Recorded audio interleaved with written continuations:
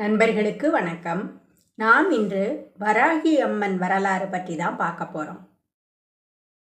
இந்த பிரபஞ்சம் உருவான காலம் முதல் தர்மத்தை நிலைநிறுத்தவும், பக்தர்களை காக்கவும், அசுர சக்திகளை அழிக்கவும் பராசக்தி பல்வேறு வடிவங்களில் அவதரித்தாள் என்று இந்து சமய நூல்கள் கூறுகின்றன.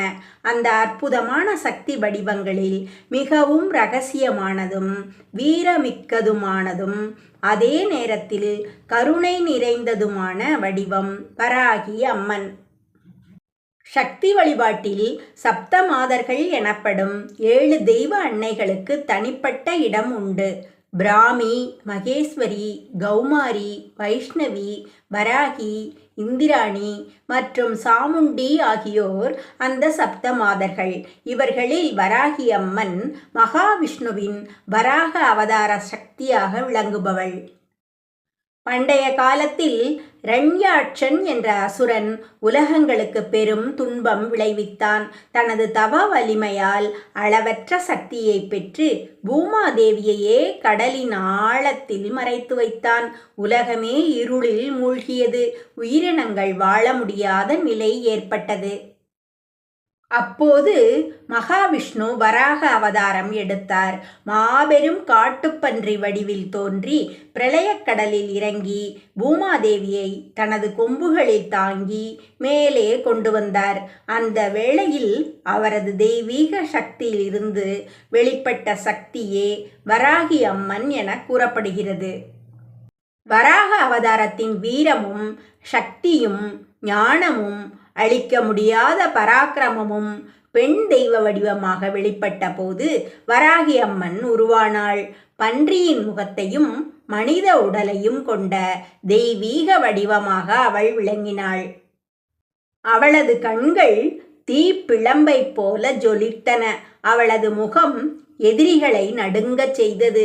ஆனால் பக்தர்களுக்கு அவளது முகம் தாயின் அன்பை வெளிப்படுத்தியது.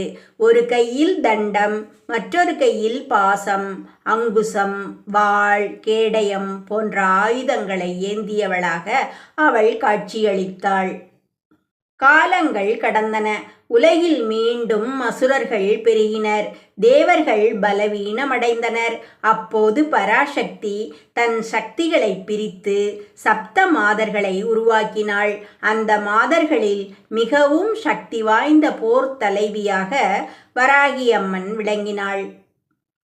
சப்த மாதர்களின் சேனைகளுக்கு தலைமை தாங்கியவள் வராகி. அவள் இரவின் காவல் தெய்வமாகவும் அரசாட்சிகளை பாதுகாக்கும் சக்தியாகவும் கருதப்பட்டாள். பல தந்திர நூல்களில் அவளை தண்டநாயகி என்று அழைக்கின்றனர். அதாவது தெய்வ சேனைகளின் படைத்தளபதி. ஒரு சமயம் சும்பன் மற்றும் நிசும்பன் என்ற அசுரர்கள் உலகையும் கைப்பற்ற முயன்றனர். தேவர்கள் மீண்டும் பராசக்தியை நாடினர். அப்போது துர்க்கை தேவி போருக்கு சென்றாள்.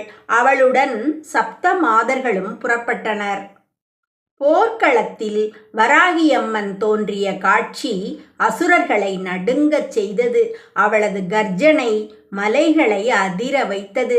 அவள் முன்னேறிய போது ஆயிரக்கணக்கான அசுரர்கள் வீழ்ந்தனர். அவள் ஏந்திய தண்டம் தரையில் பட்டவுடன் பூமி அதிர்ந்தது.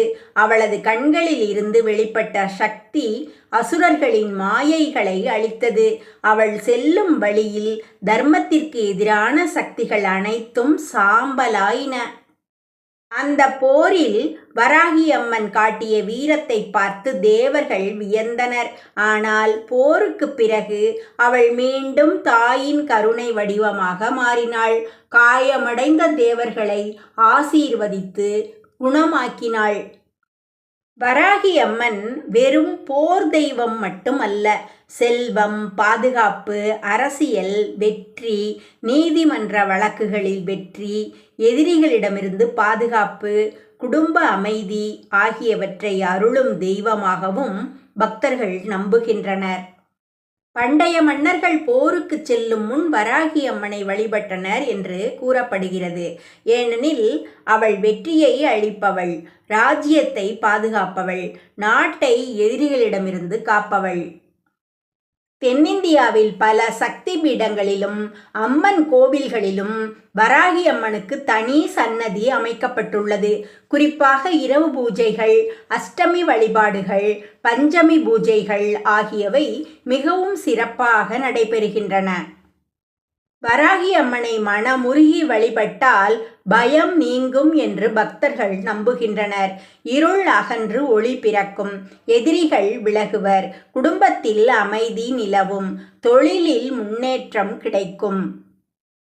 பல பக்தர்களின் அனுபவங்களில் மிக கடினமான சூழ்நிலைகளில் வராகி அம்மன் காப்பாற்றியதாக நம்பிக்கை கதைகள் கூறப்படுகின்றன. வழி தெரியாமல் தவித்தவர்களுக்கு வழிகாட்டிய தாயாகவும், நீதிக்காக போராடியவர்களுக்கு துணையாகவும், துன்பத்தில் அழுதவர்களுக்கு ஆறுதலாகவும் அவள் விளங்குகிறாள். வராகி அம்மனின் வழிபாடு வெளிப்படையாக தோன்றினாலும் அதன் உள்ளார்ந்த பொருள் மிக ஆழமானது. மனிதனின் உள்ளே இருக்கும் பயம், அகங்காரம், அறியாமை ஆகிய அசுர குணங்களை அழித்து ஞானத்தை எழுப்பும் சக்தியே வராகி என ஆன்மீக அறிஞர்கள் விளக்குகின்றனர். பன்றியின் முகம் என்பது மண்ணுக்குள் மறைந்திருக்கும் உண்மையை தோண்டி எடுக்கும் சக்தியை குறிக்கிறது. அதுபோல மனித வாழ்க்கையில் மறைந்திருக்கும் தெய்வீக உண்மையை வெளிக்கொணரும் சக்தி வராகி அம்மனுக்கு உண்டு என்று கூறப்படுகிறது. இன்றும் எண்ணற்ற பக்தர்கள் இரவு நேரங்களில் விளக்கேற்றி ஓம் வராக்யை நம என்று ஜபித்து அம்மனை வணங்குகின்றனர். தாயின் அருளால் வாழ்க்கையில் நல்ல மாற்றங்கள் ஏற்படுகின்றன என்று நம்புகின்றனர். அவ்வாறு மகாவிஷ்ணுவின் வராக அவதார சக்தியாக தோன்றி சப்தமாதர்களில் வீர தலைவியாக விளங்கி அசுரர்களை அழித்து தர்மத்தை நிலைநிறுத்தி பக்தர்களை காத்து அருள் பாலிக்கும் பராசக்தியின் அற்புத வடிவமே வராகி அம்மன்.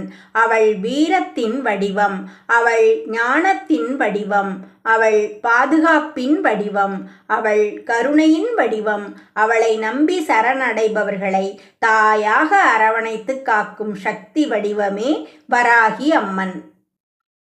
வராகி அம்மன் திருவருள் எல்லோருக்கும் கிட்டி வாழ்வில் துணிவும் செழிப்பும் நலனும் பெருகட்டும்.